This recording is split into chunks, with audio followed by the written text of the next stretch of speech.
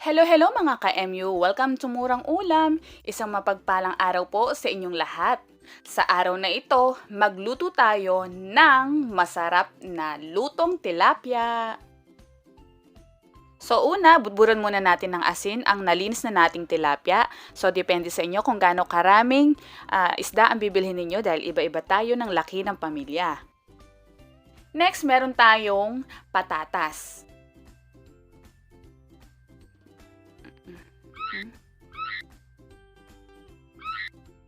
Tigas ng ulo.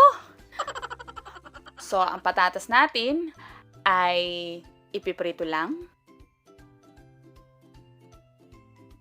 Para naman sa complete list ng ating ingredients, ilalagay ko po sa dulo ng video na ito o kaya sa description box below.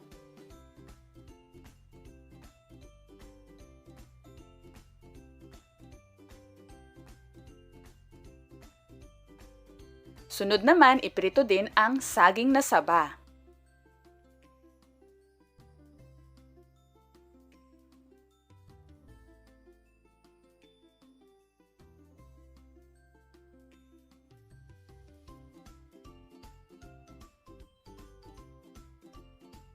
At iprito na natin ang ating isdang tilapia.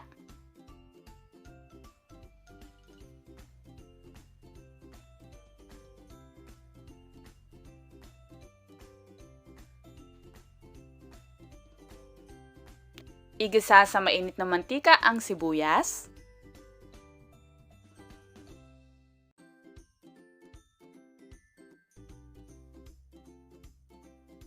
Bawang. Pero mga ka-MU, nasa sa inyo naman kung alin ang unahin nyo. Pwede namang bawang unahin, pwede ring sibuyas. Kamatis, isunod natin.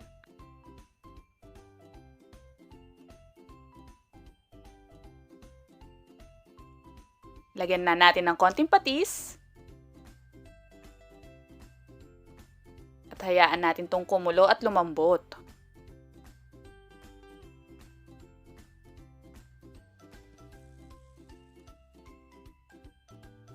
Ilagay na natin ang tomato paste. Yung iba gumagamit din ng tomato sauce. Pwede rin po, magdagdag po kayo ng tomato sauce. Maglagay tayo ng tubig. Ito, pinakulo ang tubig ang ginamit ko po dito para less sa cooking time. Lagyan ng konting asukal, paminta, patis o asin, depende kung anong ginagamit ninyo at nagbabakil pa. At i-adjust nyo na lang ayon sa inyong panlasa. Takpan natin sa loob ng 2 minuto.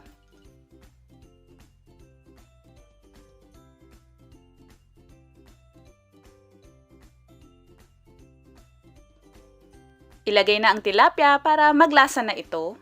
At sinabay ko na rin ang Baguio beans o green beans. Ba't nga ba tinawag na Baguio beans to, no mga ka-MU? Galing sa Baguio.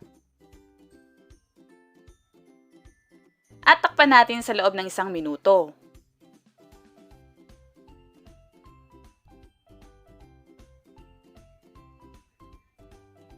Next, ilagay na natin ang iba pang gulay, repolyo at pechay.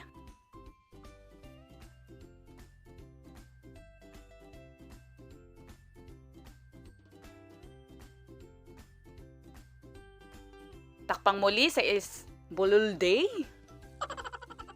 Takpang muli sa loob ng 1 minuto.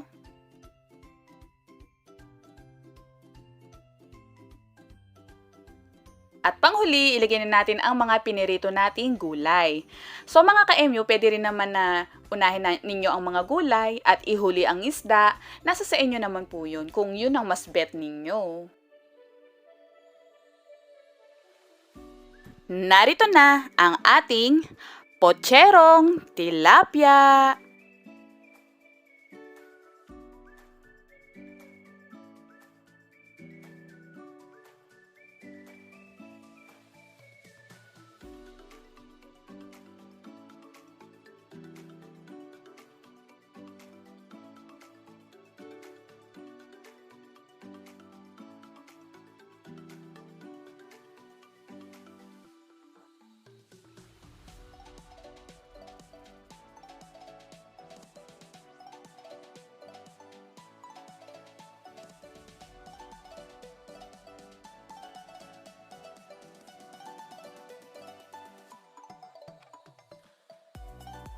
Please follow Murang Ulam sa ating mga social media accounts. Meron tayong YouTube, Instagram, Facebook page, at syempre, may Facebook group din. Kaya join na kayo! Thank you very much mga ka-MU. God bless!